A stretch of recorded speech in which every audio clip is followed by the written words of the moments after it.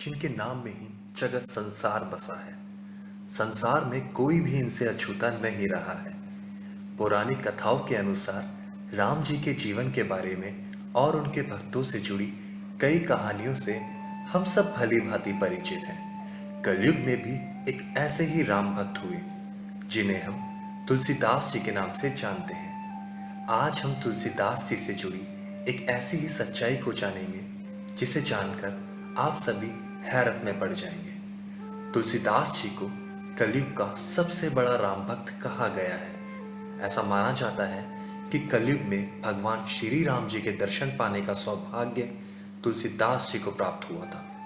एक मान्यता के अनुसार महर्षि वाल्मीकि जी ने ही तुलसीदास जी के रूप में पुनर्जन्म लिया था। एक बार की बात है, तुलसीदास जी जब रामचरितमानस लिख रहे थे तब उसमें उन्होंने एक चौपाई लिखी।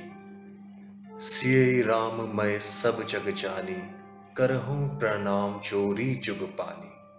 अर्थात इस संसार के कण कण में राम है तथा हमें सबका आदर और सबको हाथ जोड़कर नमन करना चाहिए।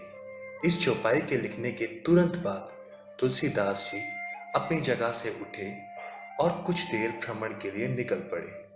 कुछ समय बाद जब वे वापस लौटे तो रास्ते में उन्हें एक बालक मिला जो उनसे कह रहा था कि हे महर्षि, उधर न जाएं, वहां एक बैल घूम रहा है जो अत्यंत क्रोध में है तथा उससे आपको हानि हो सकती है।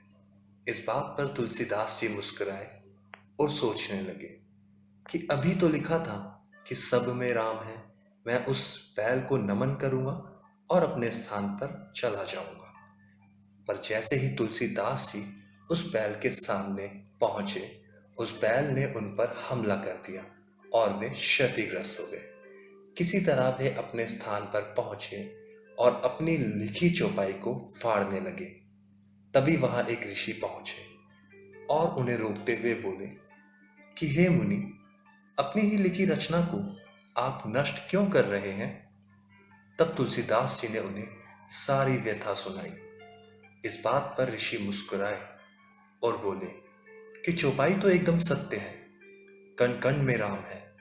आपने उस बैल में तो राम देखा, पर उस बालक में क्यों नहीं, जबकि वो बालक तो आपको रोकने की कोशिश कर रहा था।